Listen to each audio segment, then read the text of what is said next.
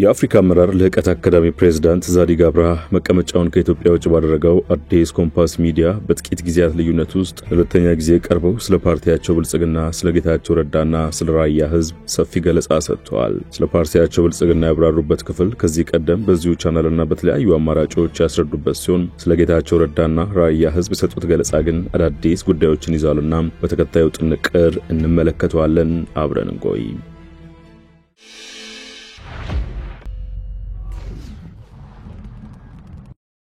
ዛዲግ አብርሃ 3 ሰዓት ሊሞላ 15 ደቂቃዎች ገደማ ብቻ የቀሩት ከሞጋች ይልቅ ቤተሰባዊ ይዘት ያለው ቆይታ አድርገዋል። በቆይታቸው ካነሷቸው ትኩረት ከሳቡ ጉዳዮች መካከል ስለተሰናባቹ ትግራይ ክልል ጊዜያዊ አስተዳደር ፕሬዝዳንት ጌታቸው ረዳ የሰጡት አስተያየት ይገኝበታል። ዛዲግ ከጌታቸው ረዳ ጋር አንድ አካባቢ እንደሆኑ፣ የእርሳቸው ወንድም ከጌታቸው ጋር በተመሳሳይ ዓመት የመልቀቂያ ፈተና መውሰዳቸውን፣ ዝምድና ባይኖራቸውም ቤተሰብ ከቤተሰብ የጠበቀ ግንኙነት እንዳላቸው አስረድተዋል። በተለይ የጌታቸውን አባት እወዳቸዋለሁ፣ አከብሯቸው ሲሉ ተደምጠዋል። በመቀጠል ያነሱት ስለ ህወሓትና ጌታቸው ግንኙነት ነው። ጌታቸው በፊት ህወሓት አልቦርደር ፓርቲ መሆኑን ለህወሓት ሲሉ እንደሚሞቱ ይናገሩ እንደነበር ዛዲግ አስታውሰዋል። ነገር ግን ህወሓት ለጌታቸው እንኳን እንደማይሆን ፕሬዝዳንት ሲሆኑ አስተውለውታል ባይ ናቸው። በእርግጥ ጌታቸው ባለፈው ሳምንት በሰጡት አንድ ቃለ ምልልስ ከቀረቡላቸው ጥያቄዎች መካከል የትግራይ ክልል ጊዜያዊ አስተዳደር ፕሬዝዳንት መሆኑ እንዳበቃለት ያወቁት መቼ ነው የሚለው ይገኝበታል። ለዚህ ጥያቄ ምላሻቸው መስጠት የሚጀምሩት ከመጀመሪያው ነው። ፕሬዝዳንትነቴን እንዳበቃለት ያወቁት ማለት ነው። የማይቻል እንኳን ባይሆን አስቸጋሪ እንደሚሆን አውቅ ነበር የሚሉት ጌታቸው በህወሓት ውስጥ ጎልተው ከወጡት 5 አመራሮች መካከል እኔ በ17 ዓመት ትግል ላይ አልተሳተፍኩም። ባልደረቦቼ ህወሓት ከዚህ በኋላ በብቸኝነት ስልጣን ተቆጣጥሮ እንደማይቀጥል ይቀበላሉ የሚል ተስፋም ነበረኝ ሲሉ በቁጭት ያስታውሳሉ። ጌታቸው የሆነው ግን የፕሪቶሪያውን ስምምነትና የትግራይ ክልል ጊዜያዊ አስተዳደር ላይ አሻጥር በመስራት ተጠመዱ። ፕሬዝዳንት ኮንኩ 8 እና 9 ወር አካባቢ አንጋፎቹ የህወሓት ሰዎች ስልጣን በመጠቅለልና እነርሱን የሚጠይቅን ሁሉ ማግለል ላይ ሙሉ ትኩረት ማድረጋቸው ግልጽ እየሆነ መጣ። በኢትዮጵያ ህገ መንግስት መሰረት እንደ ጊዜያዊ አስተዳደር ፕሬዝዳንት ከፌደራል መንግስት ጋር በጋራ መስራት ሚናዬ ቢሆንም እነርሱ ግን እንደገበርኩ አድርገው ስሜን አጠፉት ይላሉ። የሚያስደንቅ ሁኔታ ግን እኔን በዚህ የሚወነጅሉኝ ተመሳሳይ ሰዎች በምስጢር ከፌደራል መንግስት ጋር ይገናኙ ነበር። ዋናው ጉዳይ ግን ከእነርሱ ሲሉ ከጠሯቸው የህወሓት ጽሕፈት ቤት ሰዎች ትዕዛዝ ለመቀበል ፈቃደኛ ለመሆን ነበር ይላሉ።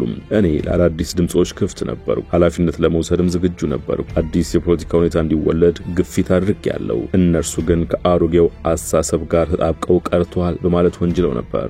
ዛዲግም ጌታቸው ረዳ ህወሓቶች ማን መሆናቸውን ፕሬዝዳንት የሆኑ ቀን አሳይተዋቸዋል ሲሉ በፈገግታ ታጅበው ተናግረዋል። ከህወሓቶች ጋር ያላቸውን ልዩነት በሰላም ፈተው በእርቅ አብረው ይሰራሉ ብዬ ተስፋ አደርጋለሁ የሚሉት ዛዲግ አክለውም ለጌታቸው ጥሪ ያዘለ መልእክት አስተላልፈዋል። የአንድ አካባቢ ሰዎች መሆናቸውን ደጋግመው የገለጹት ዛዲግ የራያን ህዝብ ጥያቄዎች በጋራ እናስመልስ ሲሉም ተደምጠዋል። ይህን ሁሉ ከተረዳ በኋላ የራያ ህዝብ ጥያቄ ተረድቶ ከህዝቡ ጎን ሆኖ የህዝቡ ችግር እንዲፈታ ትግል ያደርጋል ብዬ ተስፋ አደርጋለሁ። መሰረታዊ የፖለቲካ አስተሳሰብ ለውጥ አምጥቶ ከኛ ጎን ተሰልፎ የራያ ህዝብ ወደሚፈልገው በጉልበትና ያለ ውዴታው እንዲሄድ ከተደረገበት ክልል ተመልሶ በሚያምንበት ክልል በሚያምንበት አደረጃጀት ውስጥ ተሳትፎ እንደማንኛውም ኢትዮጵያዊ ማለት ይሄ መብቱ እንዲከበር ትግል ያደርጋል ብዬ ተስፋ አደርጋለሁ። ለምን አሁን ከሱ ከኔ በላይ መናገር ይችላል። በዛ ለበል አልቆየሁም። ብዙ ነገር አይቷል፣ ብዙ ነገር የደረሰበት ይመስለኛል። ዛዲግ የራያን ህዝብ ጥያቄዎች በተመለከተ እንዲህ ማብራሪያ ቢሰጡም በትግራይ ክልል በኩል ግን ህገ መንግስታዊ ግዛት ስለመሆኑ ተደጋግሞ ተገልጿል። በሰሜን ኢትዮጵያው ጦርነት ከአካባቢው የተፈናቀሉትም መመለስ መጀመራቸው ከዚህ ቀደም መዘገቡ አይዘነጋም። ከአንድ ዓመት ገደማ በፊት እነዚሁ ተፈናቃዮች ወደ ራያ አላማጣና ራያ ባላ ወረዳዎች እንዲሁም ወደ አላማጣ እየተመለሱ መሆናቸውን የትግራይ ክልል ጊዜያዊ አስተዳደር ሲናገር ከጦርነቱ በኋላ በአማራ ክልል የተቋቋመው የአላማጣ ከተማ ጊዜያዊ አስተዳደር በኩሉ በትግራይ እየተወሰዱ ናቸው ያላቸው እርምጃዎች ከፕሪቶሪያው ዘላቂ ግጭት ማቆም ስምምነት አፈጻጸም ያፈነገጠ ነው። ከጦርነቱ በኋላ በተፈናቃይ ስም እየተመለሱ ያሉት የህወሓት ታጣቂዎች ናቸው በማለት ተቃውሞ ነበር።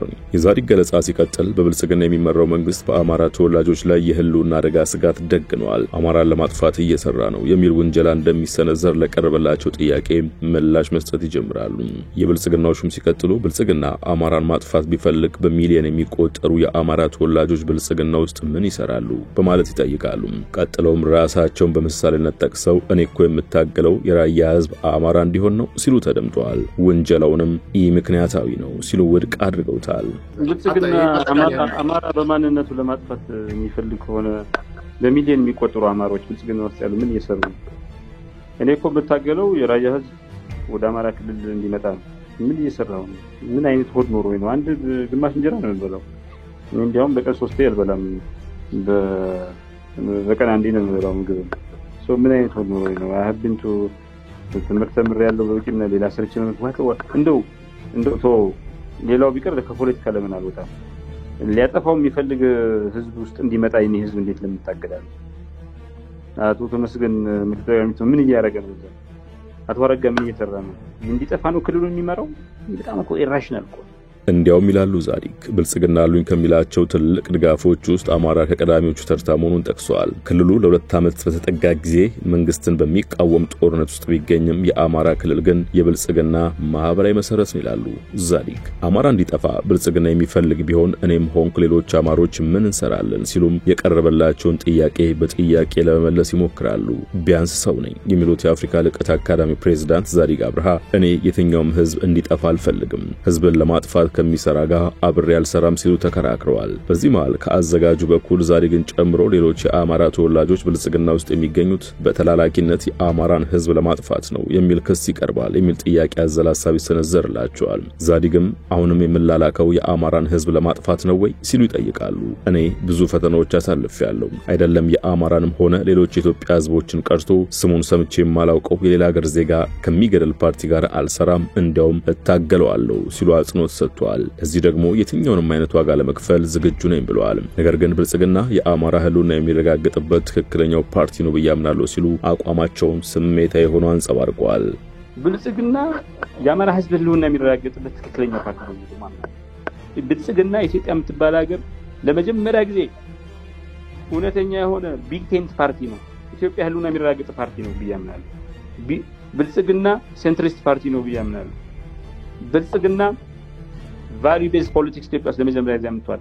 ፖለቲካን ከመደብ አተያይና ከማንነት አተያይ አውጥቶ ወደ ቫልዩ ወደ እሴት ሁሉም ኢትዮጵያውያን በእሴት ነው ያለው። በፍሪደም፣ በእኩልነት፣ በወንድማማችነት፣ በነጻነት የሚያምኑ ኢትዮጵያውያን የሚሰባሰቡበት በትልቁ የተቀለሰ ዳስ ነው ብያምናለሁ። that's why I'm here። ማንም ህዝብ ሊጠፋ አይደለም።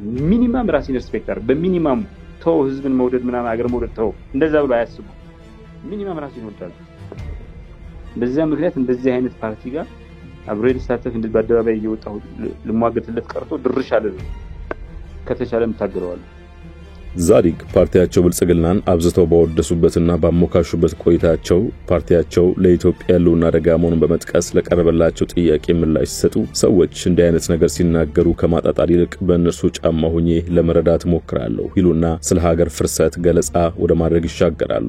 በመርህ ደረጃ አንድ ሀገር ሊፈርስም ላይፈርስም ይችላል የሚሉት ዛዲግ እርሱን የሚወስነው አገነባቡ ነው ባይ ናቸው። በፍላጎት ደረጃ እኔ ኢትዮጵያ እንድትፈርስ አልፈልግም፣ ብልጽግናም ኢትዮጵያ እንድትፈርስ አይፈልግም። ሚኒስትር አብይም ኢትዮጵያ እንድትፈርስ አይፈልጉም። እንዳትፈርስ የምናደርገውን ሁሉ እናደርጋለን ያሉት ዛዲግ ዋጋት ካለብን እንዋጋለን፣ መሞት ካለብን እንሞታለንም ብለዋል። እኔ በግሌ ኢትዮጵያ ከምትፈርስ እኔ በሞት እመርጣለሁ። ሀገር ፈርሶ ፖለቲከኛ ስለሆንኩ በሌላ ሀገር ስደተኛ ሆኜ መኖር አልፈልግም ሲሉ የቀጠሉት ዛዲግ በግልና በሌሎች ምክንያቶች ከኢትዮጵያ ውጪ የመኖር አማራጭ የለኝም፣ ስለዚህ ኢትዮጵያ እንዳትፈርስ እኔ ለሞት እችላለሁ ይላሉ። ነገር ግን ኢትዮጵያ በርካታ ችግሮች አጋጥሟት ፈረሰች ሲባል ድናለች የሚሉት ዛዲግ እኛም እንደሰራነው ስራ ቀደምቶቹ እንደሰሩ ስራ ቢሆን በፊት ነበር የምትፈርሰው ሲሉ አውስተዋል። ኢትዮጵያ ሳትፈርስ የቆየችው ሲተላለፍ በመጣ የመከታ አቅም እንዳላት ቢነገርም ዛዲግ ግን እኔ ይህንን እንደድል ነው የምቆጥረው ሲሉ ሞግታሉ። ግን ፈጣሪ ነው የሚጠብቃት ሲሉ ገለጻቸውን መንፈሳዊ አውድ ሰጥተውታል። የህልውና አደጋ በብልጽግና ጊዜ ብቻ የመጣ አይደለም የሚሉት ዛዲግ ኢትዮጵያ የህልውና አደጋ ያልተጋረጠባት መቼ ነው ሲሉ ይጠይቃሉ። ደርግንም በምሳሌነት ያነሳሉ። ኢትዮጵያ በመዋቅር ደረጃ ለህልውና አደጋ የሚያጋልጣት የሀገረ መንግስት ግንባታ አልተጠናቀቀም ባይናቸው። ይህ ባልተጠናቀቀበት ሁኔታ ደግሞ ኢትዮጵያ ምንጊዜም በህልውና አደጋ ስጋት ውስጥ ነው የምትኖረው ሲሉ አስረድተዋል። መቀጠልም ፓርቲያቸው ብልጽግና ሌሎች ይህንን ሳይሉት ቢቀርም እሱ ግን ይህን ችግር ለይቶ ተረድቷል ይላሉ። ለዚህም እንደ ማሳያ የጠቀሱት ሀገራዊ መግባባት እንዲኖር ሀገራዊ ምክክር ኮሚሽን መቋቋሙን፣ ቋሚ ፖለቲካ ፓርቲ አባላት በመንግስት ካቢኔ ውስጥ መግባታቸውን ጠቅሰዋል። ሀገር ሊያፈርሱ ነበር ያሏቸውን አካላትም ተዋግተው መከላከላቸውን ተናግረዋል። ሀገር በማዳናችን ነው ወይ ሀገር አፍራሽ ተደርገን የምንወነጀለው ሲሉም ጠይቀዋል። ወደ ሸገር ታይምስ ተከታታዮች ለዛሬ ያሰናዳልናችሁ ጥንቅር በዚሁ ተቋጭቷል። ስለተከታተላችሁን አመሰግንን። ጤና ይስጥልን።